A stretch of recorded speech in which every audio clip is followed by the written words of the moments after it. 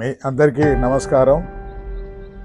వచ్చే నెల జూలై 6వ తారీఖున భద్రాచలం కేంద్రంగా మొత్తం జాతీయ స్థాయిలో ఆల్ ఇండియా స్థాయిలో ఆదివాసీ 5th షెడ్యూల్ రాష్ట్రాలను కలిపి ఒక జాతీయ సెమినార్ జరపబోతున్నాం.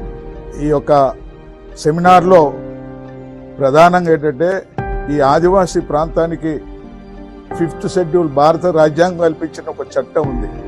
ఆ చట్టం ఈనాటిది కాదు, బ్రిటిష్ కాలం నుంచి వెళ్ళి ఈ ఆదివాసీ ప్రాంతానికి ఉన్నటువంటి వనరులు కానీ జల్ జంగల్ జమీన్లో ఉన్నటువంటి వనరులు కానీ ఆ ప్రాంతం కూడా వాళ్ళకే హక్కు, వాళ్ళే పరిపాలించుకోవాలనేటువంటి చట్టం తీసుకొచ్చారు. ఆ చట్టం పేరుతో మరి ఆదివాసులు అభివృద్ధి చెందాలా, ఆదివాసులు ఉద్యోగాలు రావాలా, ఆదివాసుల యొక్క ఉనికి అభివృద్ధి చెందాలనే ఉద్దేశంతో చట్టం పెడితే ఆ చట్టాన్ని తూట్లు పొడుస్తూ కేంద్ర రాష్ట్ర ప్రభుత్వాలు రోజు రోజుకి ఆదివాసుల మీద దాడులు చేసి ఆదివాసీ వనరులని కాజేయటానికి బినామీ కాంట్రాక్టులతో ఈ యొక్క ఆదివాసీ ప్రాంతంలో ఉన్న వనరులను దోపిడీ చేస్తున్నారు. వాస్తవంగా ఆ చట్టం ఏముందంటే ఆదివాసీ ప్రాంతంలో ఉన్న వనరులు ఏవైతే ఉందో ఆ వనరులో వచ్చినటువంటి ఆదాయాన్ని ఆ ప్రాంతానికి, ఆ జిల్లాలకు ఖర్చు పెట్టి అభివృద్ధి చేయాలని ఉంది.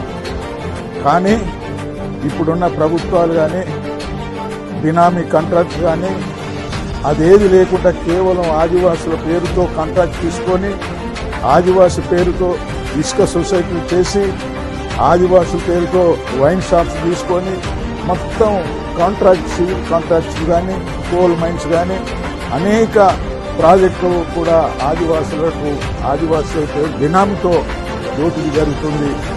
అదే కాదు, ఆదివాసీ భూరక్షణ చట్టాలు ఉన్నాయి. భూరక్షణ 107 చట్టం కానీ, రెగ్యులేషన్ 59 కానీ, 60 అనేక చట్టాలు ఉన్నాయి. వాళ్ళ భూమి జోలికి పోవద్దు, వాళ్ళ భూమిని అన్యాక్రాంతం చేయొద్దని. కానీ ఇప్పటి వరకు ఆ చట్టం 70లో వచ్చినా ఆ చట్టాన్ని తుంగలో దూసి వలసవాదులు లక్షల మంది వచ్చి ఆదివాసీ ప్రాంతాన్ని ఆక్యుపై చేస్తున్నారు. మరి అదేవిధంగా 5th షెడ్యూల్ రాజ్యాంగం కల్పించిన చట్టాన్ని కూడా తీసేయాలని కొంతమంది ఢిల్లీలో సుప్రీంకోర్టులో కూడా గిరిజనేతలు మరి కేసులు నమోదు చేయటం జరిగింది. ఆదివాసీ ఇవన్నీ జరుగుతున్నాయి. ఆదివాసీ ప్రాంతంలో ఉన్న జల్ జంగల్ అంతా కూడా కొట్టకపోతుంది. ఆదివాసీ ప్రాంతంలో ఉన్నటువంటి ఆదివాసులందరూ ఆదివాసులతో పాటు జనసీవనలో ఉన్నటువంటి గిరిజనేతలు పూర్వం ఉన్న వాళ్ళు కూడా ఇదే స్థితి పడుతుంది. కాబట్టి టోటల్గా భారత రాజ్యాంగం కల్పించిన రాజ్యాంగ హక్కులు రక్షించడం కోసమే దేశవ్యాప్తంగా ఆల్ ఇండియా ఆదివాసీ రాజ్యాంగ హక్కుల రక్షణ, సంస్కృతి రక్షణ పేరుతో ఒక ఉద్యమం కమిటీని స్థాపించడం జరిగింది. ఆ యొక్క ఉద్యమం కమిటీకి దేశవ్యాప్తంగా మరి దేశంలో ఉన్నటువంటి వివిధ సంఘాలు, మేధావులందరూ కలిసి నన్ను జాతీయ అధ్యక్షుడిగా విశాఖపట్నం సెమినార్లో గత సంవత్సరమే ఎన్నుకోవడం జరిగింది. ఇప్పుడు ఆంధ్రప్రదేశ్, తెలంగాణలో ఉద్యమం మొదలు అయింది. ప్రభుత్వాన్ని కలిసినాం, ముఖ్యమంత్రులు కలిసినాం, గవర్నర్ కూడా కొత్తగా 11వ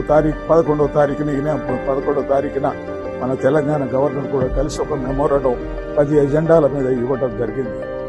ఈ యొక్క ఎజెండా మీద ఆయన పరిశీలన చేసి తక్షణమే రివ్యూ మీటింగ్ మళ్ళొకసారి ఆదివాసీ సంఘాలతో కూర్చొని ఈ యొక్క చట్టాల అమలు కోసం ఒక ప్రణాళిక రచిస్తానని చెప్పి హామీ ఇవ్వడం జరిగింది గవర్నర్ గారు.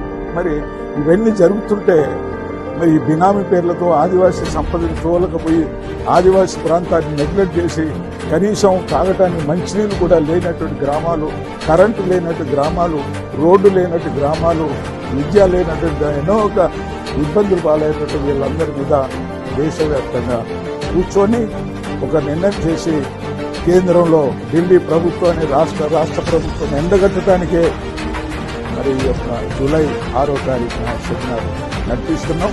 ఈ సెమినార్ విజయవంతం అవుతుంది, సక్సెస్ అవుతుంది. మా మీద ఎవరైతే ఆదివాసుల మీద దాడి చేస్తారో, ఆదివాసీ సంపదని, ఆదివాసీ వనరులు దోపిడీ చేస్తారో వాళ్ళని అరికడతామని చెప్పి ఈ సందర్భంగా నేను మనవి చేస్తూ మరొకసారి ఆదివాసీ సమాజానికి, మరి ఆదివాసులు ప్రేమించే అభిమానులు ఎంతో మంది ఉన్నారు గిరిజనేతలు, వాళ్ళందరూ కూడా నేను ధన్యవాదాలు తెలుపుతూ సెలవు తీసుకున్నా. జై ఆదివాసీ, జై జై ఆదివాసీ.